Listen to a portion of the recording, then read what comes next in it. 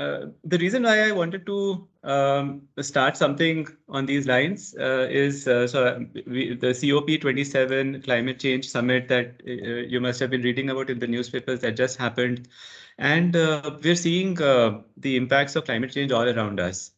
And unfortunately, it's impacting and will severely impact the most vulnerable societies in the world, poor and marginalized communities. So, and there's a lot actually that we can do as computer scientists. There's a lot of tools that we can begin to work on. So that's sort of what I wanted to talk about. Yeah. And please, I request, because I won't be able to see everybody, so just keep yourself on mute. And if you want to ask any questions, just feel free to stop me anytime. Yeah. And I hope you're able to see my screen. Yeah, maybe if somebody could quickly Yes, sir. confirm. Yes, Yeah. yes. Okay, great. Thanks. Cool. Actually, I just thought maybe before I begin talking about climate change, I'll maybe just spend 5 minutes giving a bit of context about a lot of the work that we've been doing at Gramvani, because that's sort of the philosophy behind all of that kind of informs how we're looking at some of the ideas going forward. So Gramvani is a social enterprise I started almost 14 years back.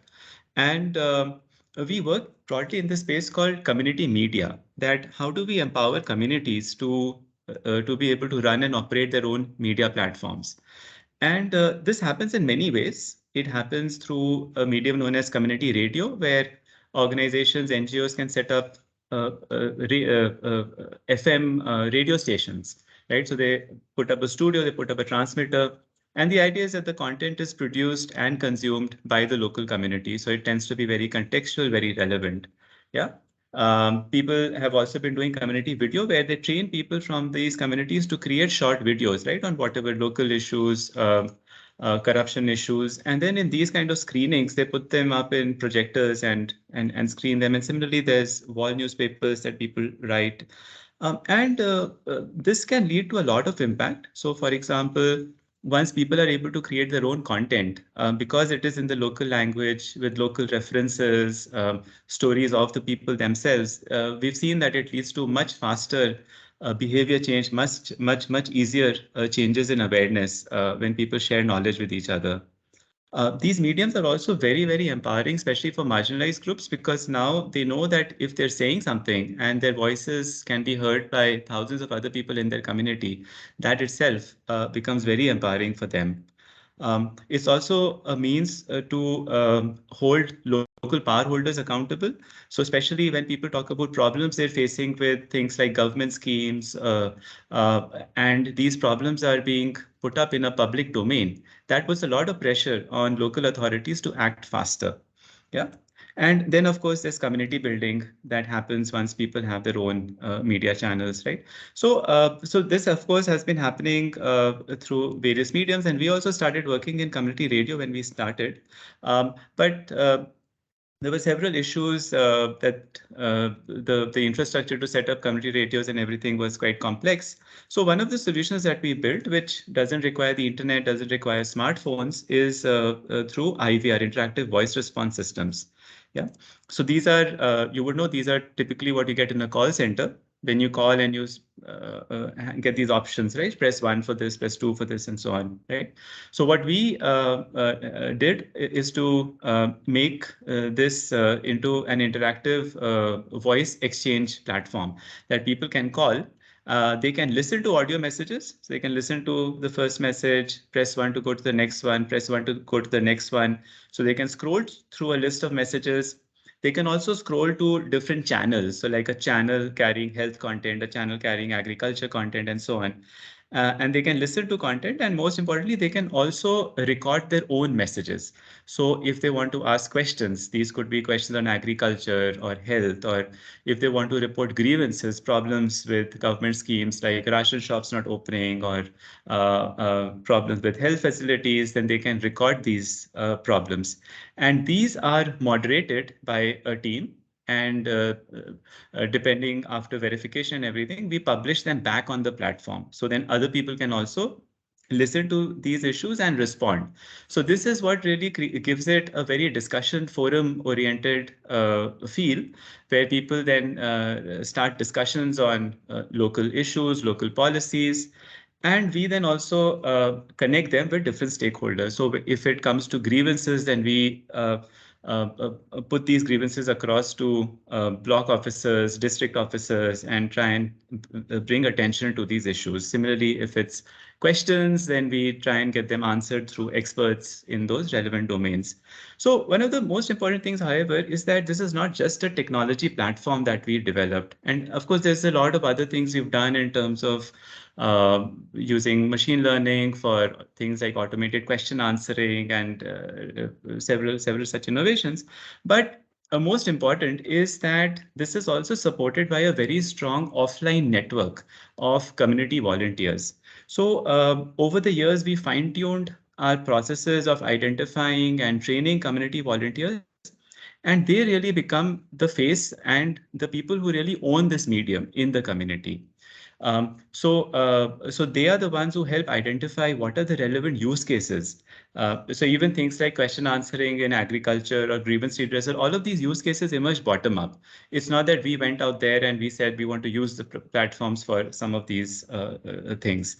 Yeah, all of these emerged by the volunteers, and they are also the ones who take up grievances being reported by communities and follow it up for resolution with whoever are the authorities required to respond.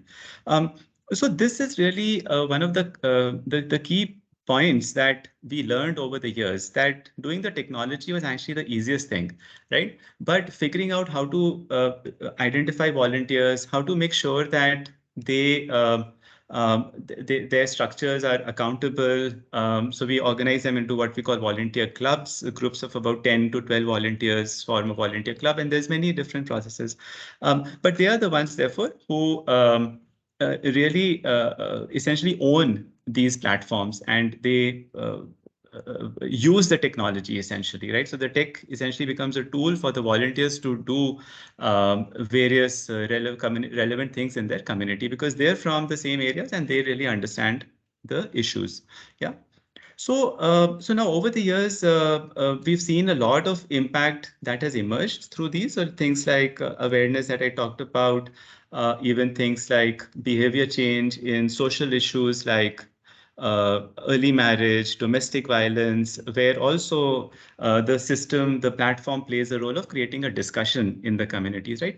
But ultimately, we learned that we really need to see technology as a tool that is placed in the hands of people, in this case of volunteers and the community. And through that, they're able to do many interesting, relevant things. Yeah.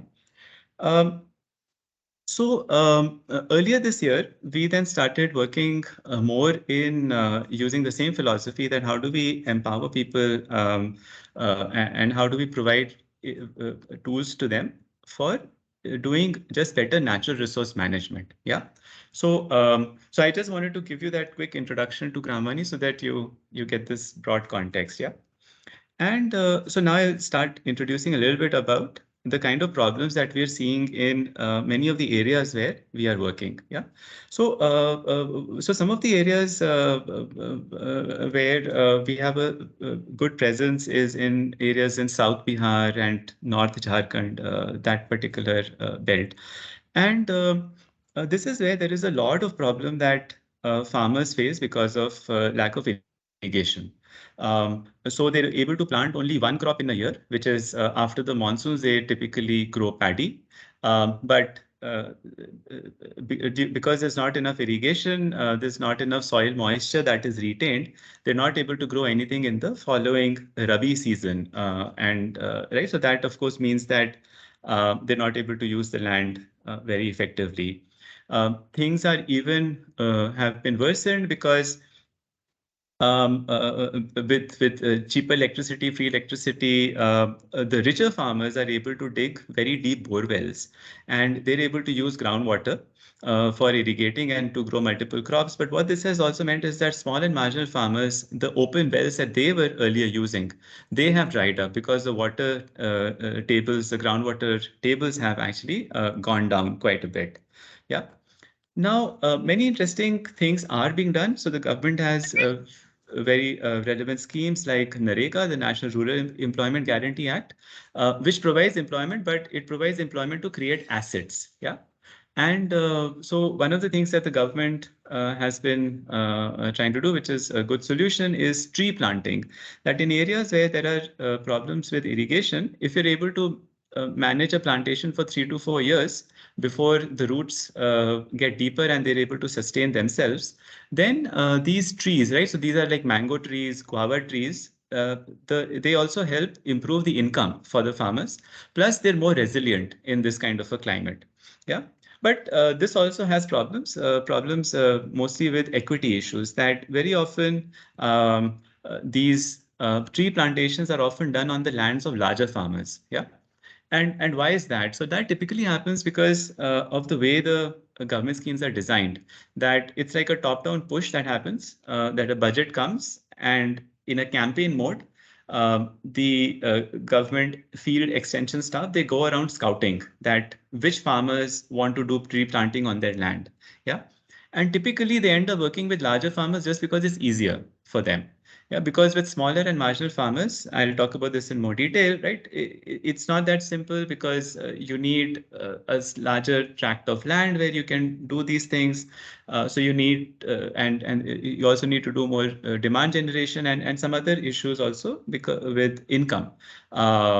That gets blocked, right? So because if on a particular land the farmers were growing something, they were growing crops and they were using it for subsistence, if now they put up trees over here, then it means that whatever income or subsistence production that was happening, that gets blocked for at least 4 to 5 years before the trees are older and they're able to bear fruit, which the farmers can sell. Yeah. So there are all of these issues. Therefore, um, there's also many other things. Like just people being able to access government schemes more easily. So this is one of the areas where Gramani has been helping a lot. So this particular lady, right? So we were in a block office, and this was the third time that she came for her entitlements. And if you can make out, right? So the internet again wasn't working, right? So there's those kind of issues with availing the various things. And then, as you can imagine, right? These are already distressed households, and the alternative is migration to urban areas, and that of course leads to many other issues. Yeah. So there are ways around these issues, right? So there's something called watershed treatment, and things like tree planting, which can really help. And government schemes are meant to support many of this. Yeah. So in watershed treatment, what happens is that basically to improve the groundwater levels, you can do several things, right? So when it rains, if you're able to dig these kind of large percolation tanks, yeah, so the rainwater accumulates and then it slowly seeps into the ground, and that helps recharge the groundwater. Similarly, on slopes, like over here, the land is sloping in this direction. So perpendicular to the direction of flow, you start putting up trenches and bunds. So what this basically does is that when it rains and the water is flowing down, then it first fills up the trenches and it stays there for longer. And as a result, more of it infiltrates into the ground. Yeah. And similarly, there's other things like in wasteland kind of areas where there is higher slope, similar check dams with what are called loose boulder structures are made, and all of them are meant to arrest the flow of water when it rains, right? So that more of it percolates into the ground. So these are photographs from a partner that works in Koderma, right? And this particular partner has been doing this work for many years. And they use a lot of scientific principles. So they look at what is the soil type in an area, what's a good site for creating a percolation tank. Um, there are some maps available which also talk about what are called lineaments, which are faults under the ground. And if these tanks are made in the vicinity of these faults, then it increases the chances of percolation. Yeah. So there are many such principles that the field of hydrology has identified, and some organizations that do this are able to do a great job. But you can imagine that this kind of a scientific knowledge is not easily available to everybody. Yeah, not every NGO, for example, can recruit a GIS expert who is trained in this kind of a mapping and planning exercise. Similarly, the government extension staff, training them and having them follow some of these guidelines may not always be feasible. Yeah, so that's problem number one, that a lot of solutions exist, but having them done in the scientific manner is not always feasible. Yeah. Um, Problem number two that I talked about on equity issues, right? So some very interesting solutions that I saw. So in around Ranchi, a group of about almost 2 dozen farmers who had land around each other, in right, and they were all from the same community. So individually, they may not have been able to take up many of these tree planting like activities, but what they did was that they pooled their land together and they put up a common fencing around it. Fencing is needed so that animals that are grazing in the neighborhood, they don't come and eat your saplings, tree saplings that you may have planted. Yeah. And then in some of this area, they call this the Narega Park. In some of this area, they are doing mango plantations. In some areas, they're using it for cropping, and they've made a pond in another part of the section so that it improves the availability and soil moisture, water availability in this particular area. Yeah. So such kinds of activities are possible, right? But this, of course, requires a lot of work on the ground to collectivize these small and marginal farmers so that you can maybe get these units of about 4 hectares, about 10 acres, and do this kind of a planning. Yeah. And then the third problem, which I talked about briefly, is basically that in this case, the farmers are able to take it up because this land that they had, this was lying fallow. So the farmers in this area, they would do cropping on another piece of land which they had closer to their home. And this part was basically lying fallow. So they said that, okay, well, the government scheme is there, so we can just use it. But not everybody is able to do it because, like I said, if the farmers are actively doing something on that particular land, then transitioning that land to some other use means that their income will get blocked until the thing becomes productive. So there is also a need for some kind of innovations in financial products to make all of this possible. Yeah. And I'll talk about how we can potentially, right? So that's something we are doing, how we can potentially use carbon financing. So you must have heard of carbon credits. Yes, how we can use that as a means to support local volunteers to both collectivize farmers so that they're able to avail these benefits and potentially also provide this some kind of a gap financing so that it becomes easier for farmers to make these transitions. Yeah. Um, so this is sort of like a high-level view in which we're looking at these issues, looking broadly at three kinds of stakeholders. I'll describe it. So some of the tools that can be helpful, and we've been working and talking with several different civil society organizations, and so we're actually internally as a group, we're pretty much working in a startup mode, just very actively, continuously talking to partners on the ground so that we get the problem statements right and then refining these with them. So this is actually, I probably should have mentioned it earlier, right? But even all of our work with Ramani was sort of informed in that same way, because these areas are very multidisciplinary. So the best way to actually make progress that we've realized is actually to work very, very closely with partners who are doing similar work on the ground, learn from them, and then see how we can build the right tools to improve what they're doing. Yeah.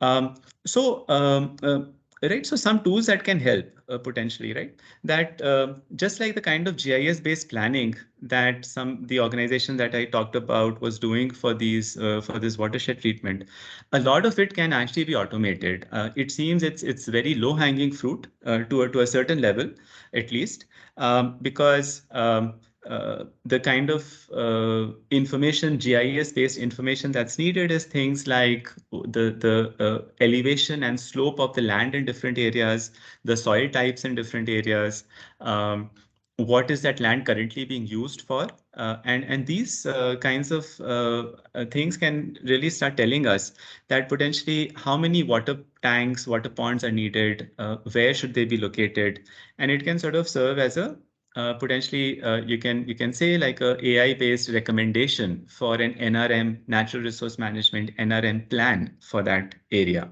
Yeah. Now that of course can be the starting point, but that needs to be made more participatory.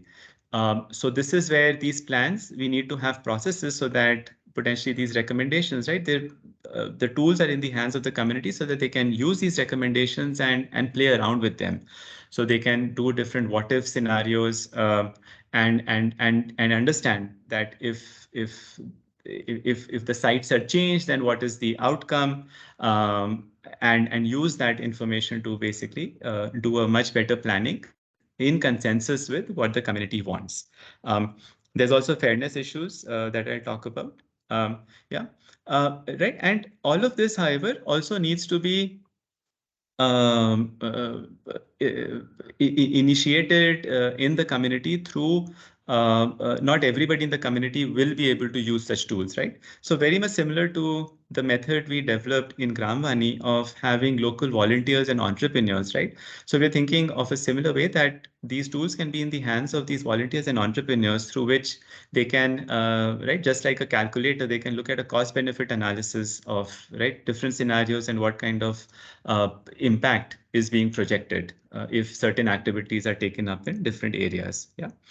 And then we're looking at carbon financing to potentially support these volunteers and entrepreneurs as a financial incentive, and many other things like cropping recommendations can also be done. Yeah. And finally, we also need things at the community level so that once, let's say, these structures are put up, they will also require constant maintenance, which again requires uh,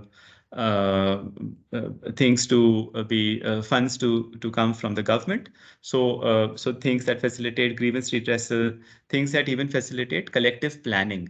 Yeah, because one of the things that you don't want happening is that if you improve water availability in an area and people start growing more water guzzling crops in the area, then you're basically back to square one. So you need many other things to also work in tandem, right? So potentially, if a different variety of crops is to be grown, there also need to be market linkages, because otherwise, why would the farmers grow it, right? They will grow things only if there is somebody who will buy that at a fair price. So a lot of these really have to go in tandem, and that's again where these local volunteers and entrepreneurs can play a role of bringing all of this together. Yeah.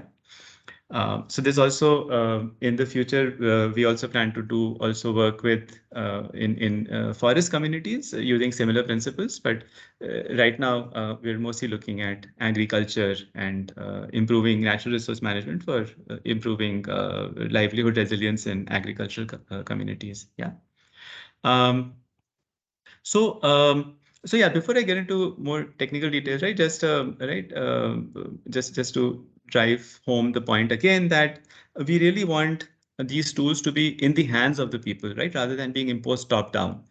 Because very often, so you must have been hearing of things in the news and a lot of consultation papers released by the government on things like the agri stack and health stack, and of course, there's Aadhaar and the India stack. Now, many of these things have led to significant benefits and transformations in how Many operations like benefit transfers are done. But at the same time, there have also been many flaws, many problems where unfair exclusion has happened. So when technology fails on and doesn't work on the ground, and unfortunately, these problems are not being taken up in a very serious manner, right? So that is one of the issues that happens when technology infrastructures are developed and imposed top down on communities without having the necessary feedback loops in place through which you can understand what problems are being faced, and also, of course, being able to work on those problems, right? So here, what we really want to do with all of this is to build an alternate vision of using high-end technology, but at the same time, which is in the hands of communities and managed by the communities, right? So that these kind of unfair exclusions don't happen. I also wrote a book recently where I talk about all of this in a lot more detail. Yeah. Right. So, but getting back, yeah. So we call this the core stack, resilience and equality for communities and collectives. And the way basically, right, a very high level architecture, the way we're building all of this is essentially one part is going to be a cloud hosted setup where we will have various geospatial layers of whatever maps, soil maps, aquifer maps, whatever exists. I'll talk about how we're building what are called land use and land cover classification methods using satellite data. And then other things like Nareka, what's the extent of funding, what works have already been done, and all of this will inform the setup, right? And at the front end, we are making different kinds of applications that can really be in the hands of the communities through which will talk with this cloud and use the outputs generated to build more participatory processes for them. Yeah. Um, Cool. So I'll, yeah. So like I said, right, if there's any clarifications at any point, do stop me anytime and we can discuss. Yeah. Um, so one set of problems that we're trying to solve is around land use and land cover classification. Yeah. So you must have seen outputs of this sort, which right. So blue over here is water, red is built up area, which is human construction. So buildings, houses, right. Green is typically farm or forest areas. Yellow is right areas which are lying barren. So these are called land use and land cover classifications, and they are done by using satellite data. So and different methods, of course, exist. We're using different machine learning methods, supervised machine learning methods, where we went and created a lot of labeled data first of what farms look like or what built up areas look like. And then we're able to generate these kind of outputs. Yeah. And these essentially become the foundational building block, because on top of this, you can now, as you can imagine, you can now start building many applications. So if you know what water bodies exist or what areas are in need of irrigation, then you can see, right, where should I create new water bodies, for example. Yeah. And of course, you'll use it in conjunction with many other geospatial information like the slope and elevation or the lineament maps that I was talking about, right? So, but this is one of the layers, right?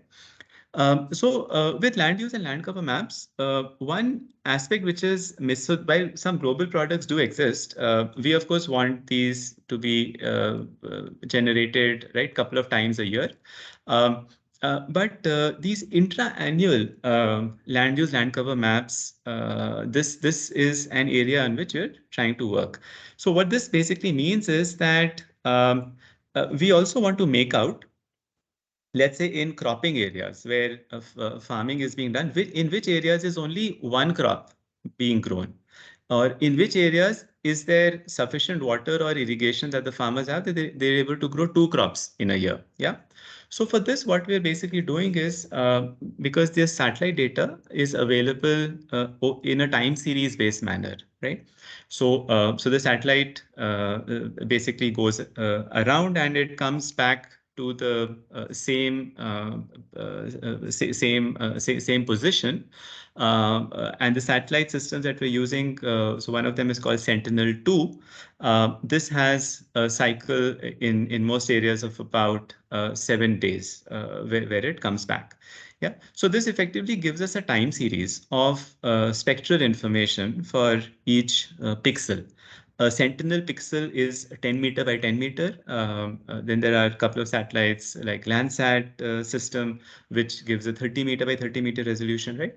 So for this kind of a spatial resolution, we have a time series, and we're able to now look at this time series to see how right. So things like this, that if some index, right, which is called a vegetation index, if right, we're able to see if it's peaking twice in a year or is it peaking only once in a year.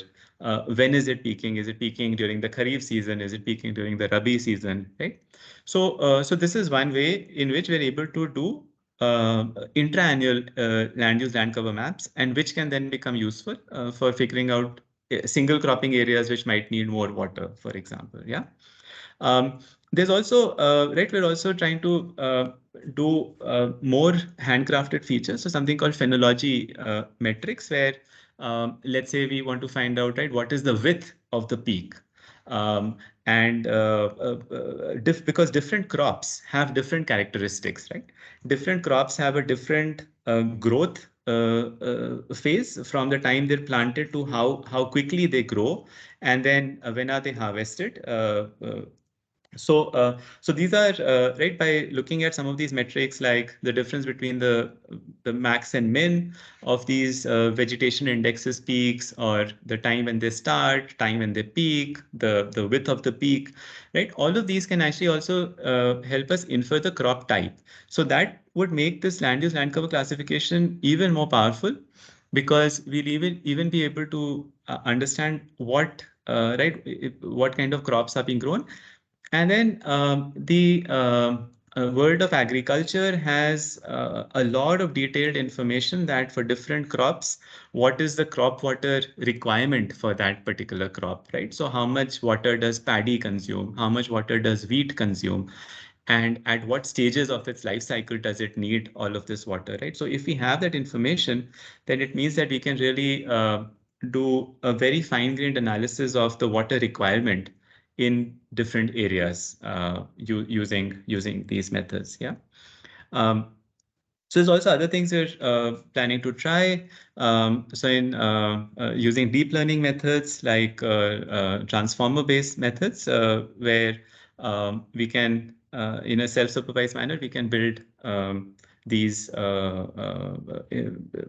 different automatically derived features, okay, for for different pixels, right? And that can be again used for some of this. Yeah.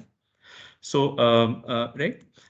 Then next, one of the other things we're also working on is impact assessment, right?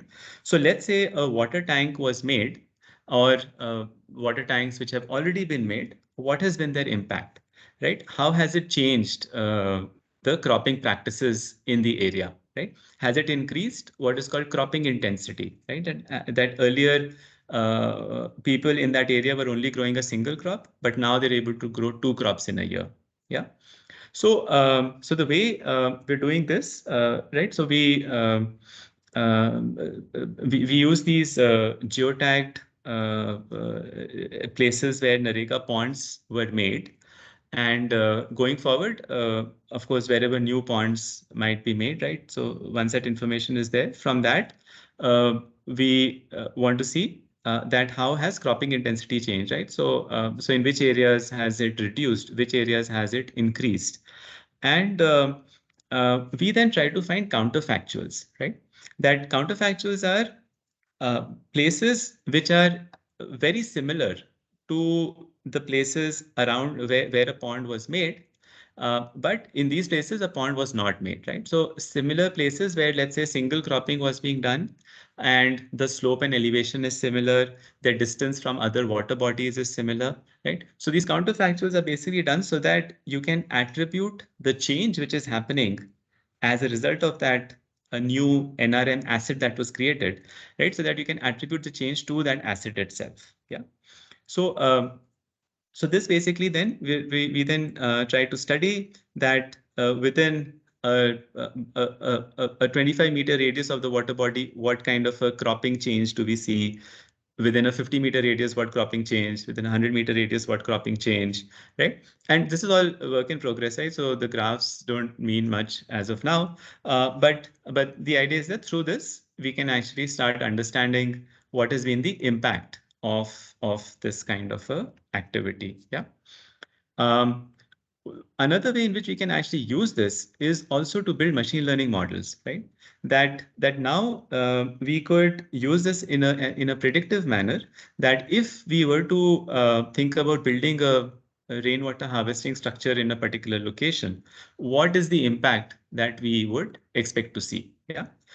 So essentially, if we train this on these kind of causal features, and we track the change which has happened from earlier works that were done, then we can actually even build this predictive model. Yeah. Um, Things are quite complicated though, because not everywhere would people be using the water for cropping, right? So in some places they might use the water for their livestock, or for some other activity. Yeah.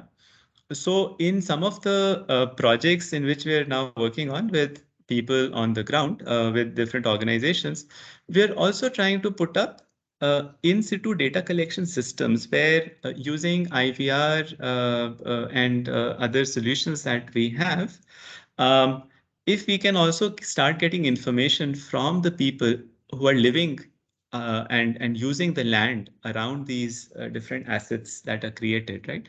If we can start collecting information about what kind of livelihood is linked to these assets around which they're using, yeah. So this can help also in really understanding, right, that what kind of an impact should we be attributing to these assets. Um, then, right, we can also start looking at even at a community scale. Uh, uh, we plan that we'll be able to monitor how cropping, what kind of cropping patterns have changed over the years, and basically use this as a means to create discussion in the community, right? So that again, it helps with more collective planning, right? Because if a lot of farmers basically again start using and marketing water guzzling crops, then it sorts of it really defeats the purpose. And right, so that's the other part that we're also very keen to explore, to link uh, all of this monitoring that we will be able to do remotely, with also creating discussion in the community on the observations that we're making. Yeah, it's possible the observation might be wrong, so it can also help us to understand that and potentially improve the models. But of course, the other way is to also that these will help initiate a discussion in the community and hopefully lead to just better and more resilient patterns. Yeah. Um, Cool.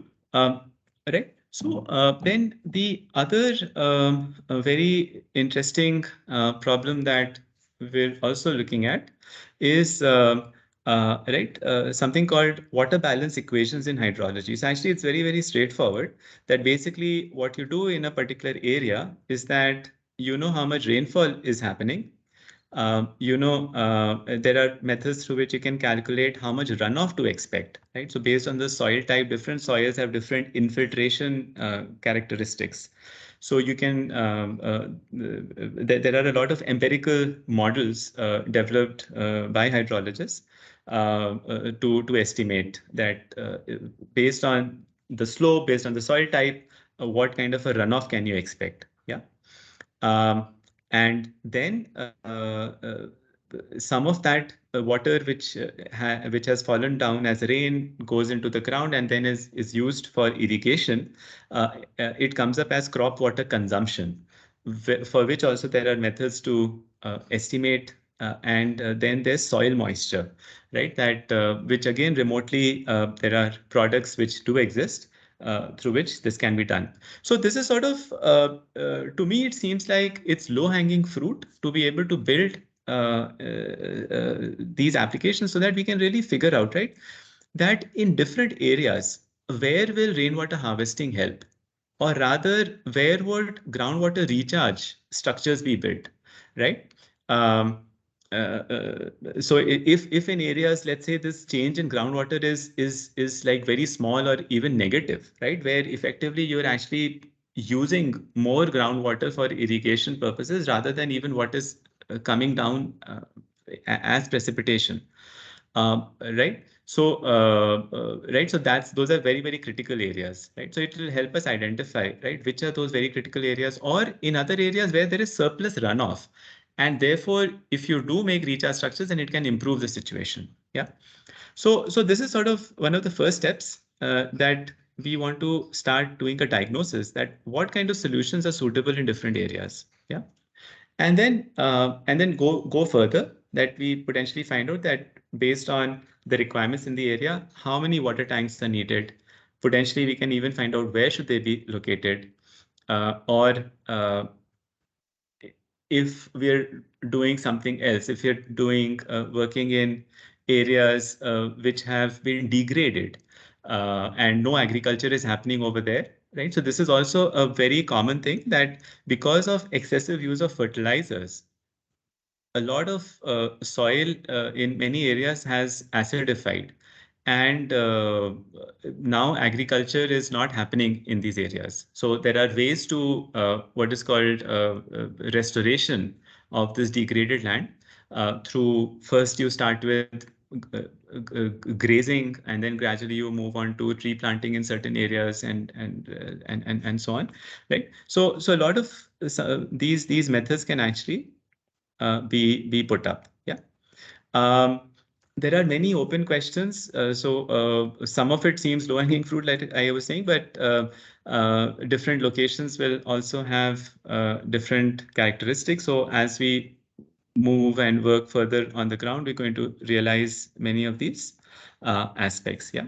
So right. So here, for example, we're working with an organization called FES, which has been working in, right. So they've actually worked over the last 30 years in like 5 million hectares of degraded land.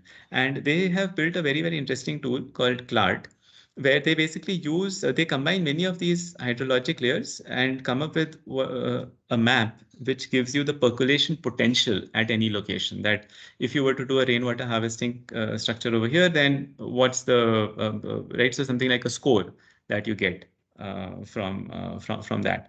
Yeah. So we're working with them to improve it so that we can use some of these machine learning based methods to improve the accuracy, and then also use these kind of water budgeting methods to even figure out, right, what kind of a plan to make. Yeah. So right. So while this will hopefully give us a starting point. Yeah. But one of the other very important things is also to look at how do we also make this distribution equitable, right? So that areas or lands of farmers who are poorer, who are more marginalized, there is work done in priority on their lands. So this actually is an age-old problem. Right. So areas like in South Bihar and North Jharkhand where we're working, they don't have a very rich canal network. But for example, in UP and in many areas in Punjab, there's a very vast canal network. And this has been a problem since day on, since many centuries, in that sense that farmers who have lands close to the canal heads, right, they have more access to water. Farmers further down the canal, right, so typically these are also poorer farmers. They're possibly even from lower castes who are given land in those particular further off areas, and that essentially then entrenches the inequities even further, right? So these are some of the things you also want to keep in mind. And right, so one of the ways in which we now want to do that is, for example, um, if right, so if some of these automated mechanisms can produce this kind of an output, right? This is just a mock-up, just to give a sense. But if we can say that, okay, in these areas we need water structures, in some areas we need tree planting, and the kind of budget that this would take is some particular number, right? Maybe depending on what that budget is, you might want to change the budget based on what's actually allocated by the government for that area. Yeah. But then what we also want to do is a very quick and dirty kind of a social mapping. So again, the volunteers, we envision that they would be the ones initiating this kind of work, where so let's say we divide this, right? So an area which is under cropping into like these 4 hectare kind of grids. And then we start marking, right, that what is the wealth index of the farmers who own this land, right? So these are areas which are under single cropping, and then we find out who sort of owns, right? Are they poorer farmers? Are they richer farmers? And then we can take this into account then in our planning process, right? And potentially even then have some metrics on projected impact, that with this kind of a budget, this is the kind of impact that we will see, right? So that's why we're looking at different kinds of objective functions, and trying to understand from our partners on the ground, and in the future potentially from government officials as well, that what kind of these objectives would they be in agreement with, right? So objectives to like my objectives might be to recharge groundwater in some areas which are very, very critical, or another objective could be to improve incomes of small and marginal farmers, right? Another objective could just be that in areas where things are already going fine, just improve the cropping intensity with better planning. Yeah. So these are some of the things we're doing. Um, uh, uh, Now, as part of all of this work, there's also a lot of need for ground truth data. So, for some of the land use, land cover work, for example, we used ground truth. An initial set was of ground truth was created from open maps like OpenStreetMaps, and but that also required a lot of cleaning, which we did manually. The data was very noisy. But with some of the more fine-grained classes that we want, like for crop types and similarly for single cropping, double cropping, and so on, we're also putting up an infrastructure so that the partners can start providing markings of these different land use types. Yeah. Um, so that's also something which is very much needed. This also is it's low. It sounds like low hanging fruit, but I think once we start some of this data collection, we'll try and we'll get to actually understand how easy do the communities find this to be. Yeah, and there's some workarounds we have in mind of how to make that even easier for them. Yeah. Um, then finally, let me talk a little bit about carbon sequestration, right? So carbon credits, as you might know, uh, farmers, in theory, more generally, it's however what are called project developers who basically do large-scale tree planting, yeah, and such things. So these tree plantings are the idea is that trees basically sequester carbon dioxide, right? So they're taken carbon dioxide and it's now converted into biomass, right? Which is the trunk and the leaves and everything in the trees, which is called above ground biomass. And then there are roots, which is called the below ground biomass, right? So these trees are useful because they sequester this carbon. And then these project developers can actually sell these carbon credits. And who would buy it? It is companies who want to offset their emissions, right? So these are companies, these could be cement manufacturers, these could be oil companies, right? Various industries, even IT companies, right? So Microsoft and Google and all of them are also very active buyers of carbon credits. So this thing is called going net zero, that they want that the carbon that they're actually putting out into the atmosphere through the industrial processes is equal to the carbon they're helping put back into the ground by funding such project developers. Yeah. Um, so that's the idea that this is now one of the reasons why we find carbon credits interesting and a possible means for financing is that it's like a standardized method, right? So there are even standard bodies which are prescribing methodologies to calculate how much carbon is being sequestered, and then the method is globally adopted, right? So in that sense, it's quite interesting. Yeah. Um, right. So the way this is done, however, again, a lot of scope for use of remote sensing to improve the process. That um, uh, uh, uh, in right, without remote sensing, the way it's done is that basically in these plantations, right, in these kind of plantations, you measure, right, so tree by tree census is actually done, right? So here you measure, right, the diameter at breast height, dbh was the diameter of the tree, was the height of the tree. So you use these simple trigonometric meters to estimate the height of the tree. And then for different tree types, right, there are empirical models which are called allometric models, which are available, which sort of estimate that, okay, for a tree species of this type, if it's a hardwood tree or a softwood tree, what is the amount of biomass that this tree has? And then they calculate, okay, in this particular plantation, how much carbon, right? So how many tons of CO2 were sequestered in this area, right? So the metrics which are used is tons of kilotons of CO2 per hectare per year. Yeah. And then based on that, you can then sell these carbon credits, right? So there are auditors also involved in the process who basically audit, right, some of these samples that to make sure that the calculations are right. Yeah. Now, with remote sensing, there's a lot of interesting things that can be done. So remote sensing, actually, one thing I didn't mention, there's two or three different types of data sets, right? So there's one called optical data that's collected by satellites. This is basically spectral data, like the red, green, blue bands, infrared bands. So this is basically radiation which is reflected, the sun's radiation which is reflected back by the Earth, and it is captured by the satellites. Yeah. So that's optical data. But then there's also what is called radar, right? Synthetic aperture radar data, which is where the satellites basically send radar pulses at different wavelengths to the ground, and these are reflected back, right? Scattered back. So this optical data is very useful for figuring out things like the density of vegetation in an area. Yeah.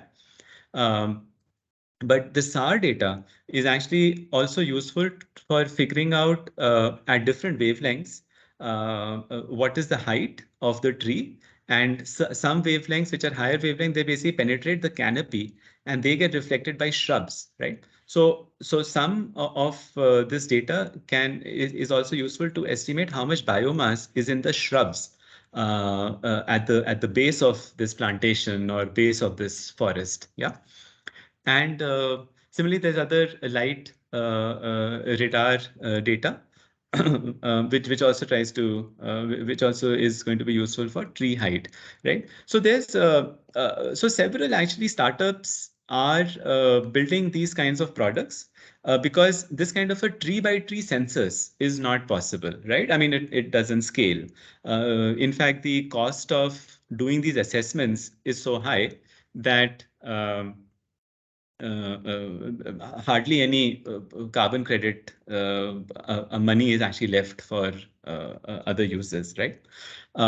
So the more we can automate, the better. And right, so these things are being done, but unfortunately, no open source kind of systems exist, and so that's one of the things that we want to also do, right? See how we can use this, figure out, right, how in different vegetation classes can we estimate the carbon that is being sequestered, yeah, and uh, what also seems to be based on back of the envelope calculations that we've been doing, that based on the current carbon prices, right? So the carbon prices don't seem to be enough to actually finance the cost of saplings, the cost of fertilizers and pesticides to maintain the trees and all of that. All of that money, the capex will need to come from government schemes, but the carbon prices can provide incentives to the volunteers and entrepreneurs so that they can collectivize farmers and they can do these kind of help initiate these kind of plantations. Yeah, and for providing this gap financing to farmers, right? So if all of this works, then I think it can really be revolutionary, because then uh, right, I mean, from a scalability standpoint, this becomes very, very interesting, because then potentially, right, you're really giving a generic tool to entrepreneurs on the ground, right, who after a certain amount of basic training on these tools, they can initiate, they can help initiate these tree plantings, get funding from under different government schemes, to get the finance the capex, and we can potentially help connect all of this with carbon markets.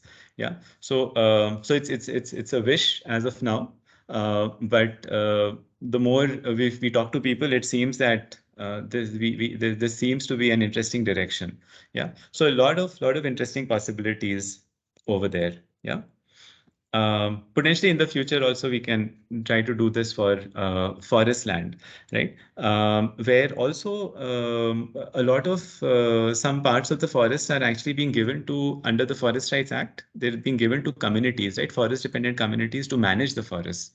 So this is also a big change, and we can try and see if these areas where community forest rights have been granted, are they doing better? Are the forests healthier as compared to earlier? Yeah. And then similarly, think about such financing mechanisms for that. Yeah. Um, Another very interesting area is on budget allocation. So schemes like Narega, while they're meant to be demand driven, what that means is that the demand is supposed to come from the community, and then that demand is supposed to translate into how much budgets will be allocated and so on. But in reality, it all works in a this labor budgeting happens in a very top-down manner, and uh, it's also done in a very coarse manner, that basically they look at how much budgets were given last year, and they do like a 10 to 20% increment, and that becomes the budget for this year. Yeah. And we've seen areas, right, where which are in great need, right? Right, poorer areas or areas where there is more water scarcity, but they're not getting the right commensurate amount of funds. So this is one of the areas where we're also working to do basically this discrimination auditing, right? In the sense that how fair has the budget allocation been so far, and then potentially, right, based on different types of fairness definitions that we're trying to develop, what should a fair allocation actually look like? Yeah. And this can potentially become like a dashboard for government administrators to through which, right, they might be able to see historically which areas have been neglected, and essentially put pressure to do a much better allocation going forward. Yeah. So I can see that I've been speaking. Nobody else has stopped me for questions. So I'll skip over many of these other things. So we're also working with farmer cooperatives on several interesting ideas. Um, and there's a lot more that we want to do. Um, yeah, but yeah, just to summarize, right, that sustainability, equity, and being able to bring awareness to communities, being able to empower them through the kind of volunteer-based methods, right, which builds stronger community institutions.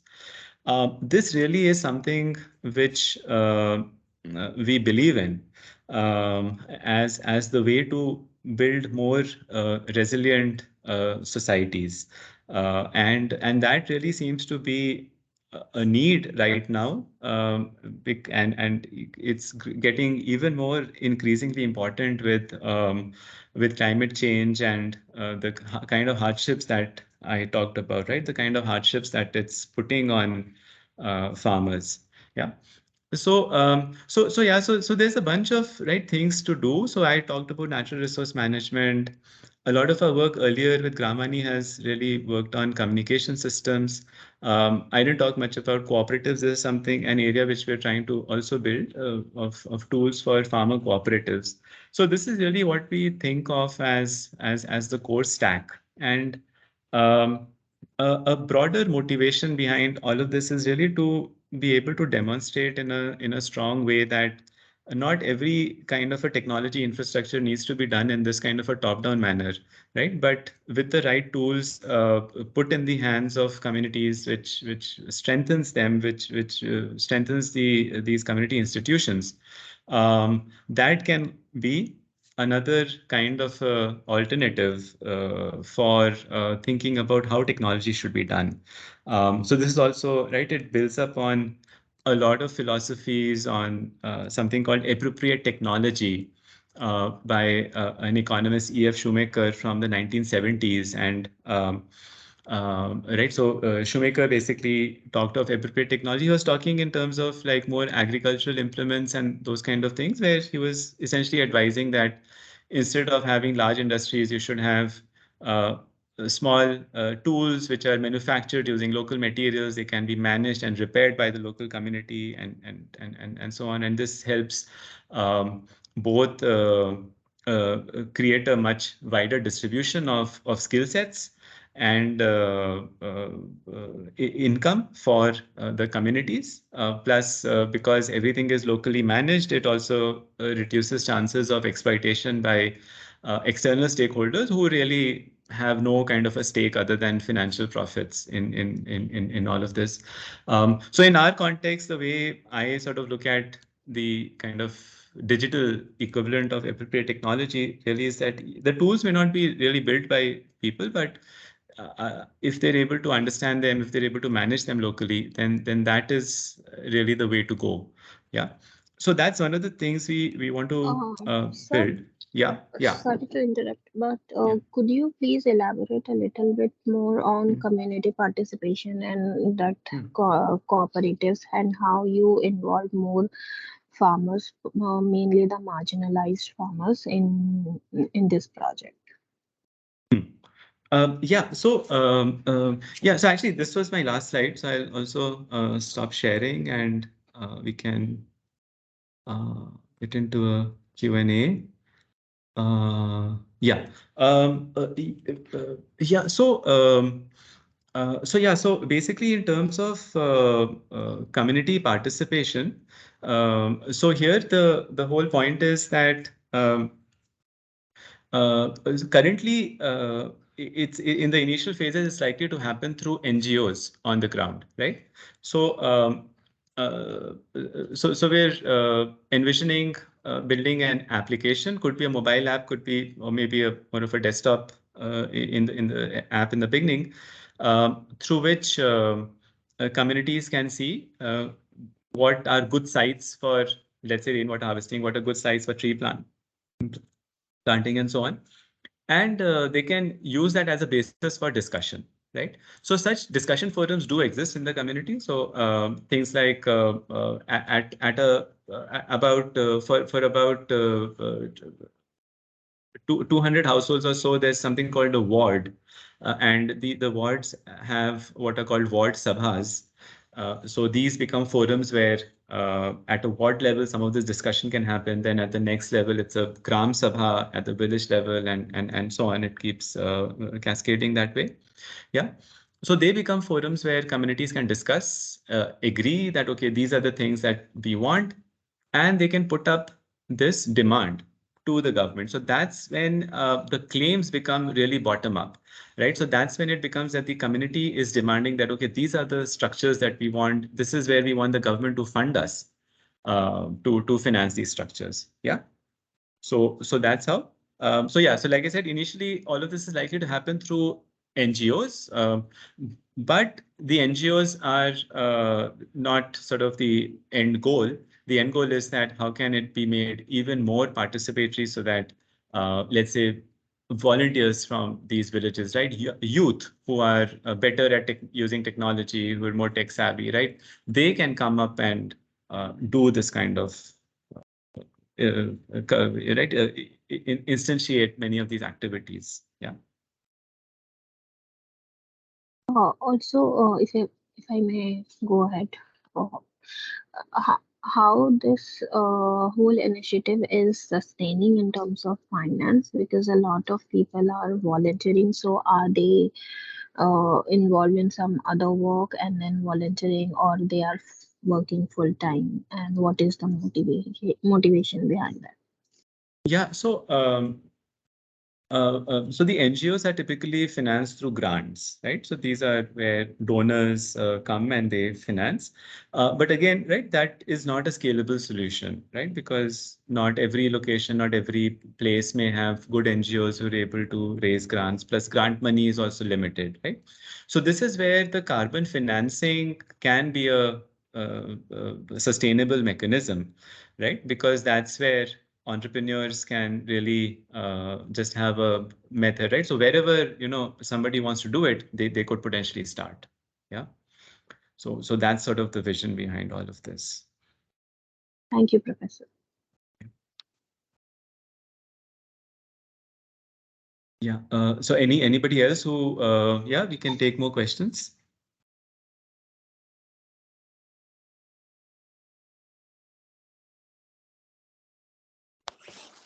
Adi, I can ask one Yeah. question. Yeah, Viresh. Yeah. Yeah. So you mentioned that all the problem statements that you are working with, so they have been originated uh, after discussing with some stakeholders, and I guess you could mention some of those stakeholders who are contributing to these problem statements, which will make these problem statements. Of course they are very impactful.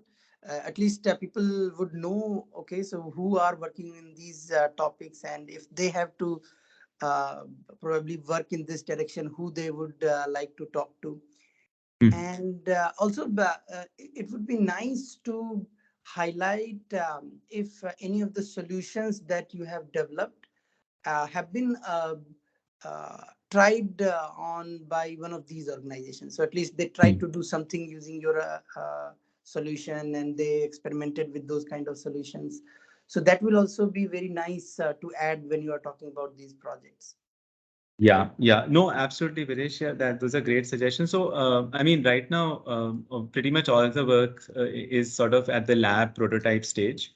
So we have yet to put it on the ground, actually.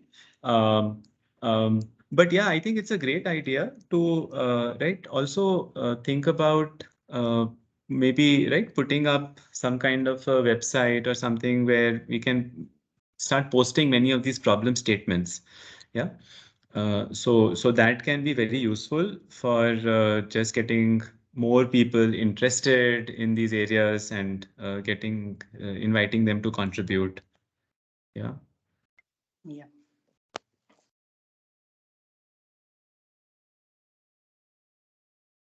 Great. Yeah. Any other other questions? Sir, Yeah. also the farmers that you have engaged with, probably many of them might not be aware or able to navigate the technology. So, how do you deal with that? Hmm. Yeah. Right. So we need to look at the end users, right? Different end users for different kinds of tools. Right, so some of the planning tools for natural resource management. So over there, we're really looking at NGOs as the end users, or government field staff as the end users, or volunteers and entrepreneurs, right? Um, but when we get to the end farmer, right? So that's where they may want to ask questions, right? That what kind of cropping cycles should I follow on my land? This is what I was growing last year. What should I grow this year? Yeah. So that's where some of the tools that we've built at Gramvani, right? Those are going to be more useful, right? So some of these voice-based tools, which enable even less literate people, right, to be able to engage. So yeah, so you're absolutely right that the tools have to be, we need to keep who are the end users, right, of all of this, for sure. Also, sir, I came across this scheme where the government has started appointing farmer friends who are in a way progressive farmers, more literate, and who will be trained. So, like, is there any scope that you will be associating with them to scale up your initiative? Yeah, I mean, I don't know about that specific thing, but yeah, these are really right. So this is really where a collaborative approach is really needed, right? So through to work with wide network of organizations, and yeah, who can reach out to more people. Yeah. Thank you, sir.